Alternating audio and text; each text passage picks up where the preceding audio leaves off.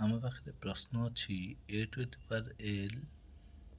whole to the power m minus n into a to the power m whole to the power n minus l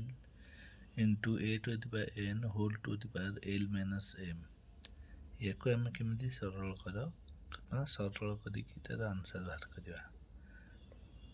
देखिए आम जानते घात तत्व रे a to the power m to the power यदि n थाए ताले हो जाए कौन ना a to the power m into n आम यही फर्मूला ये पुट करवा a to the power l into m minus n ठीक अच्छे से भाया ये a to the power m into n minus l a to the power n into l minus m तापर ये मल्टीप्लाई कर दो a to the power l m minus l n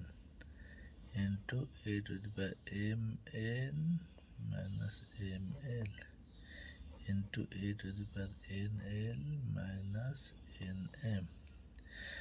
आगरे मन सूत्र अनुसार a to the power m into a to the power n थिले a to the power m plus n है जाए से फॉर्मूला ये पुट कर दो a to the power lm minus ln plus mn minus ml plus nl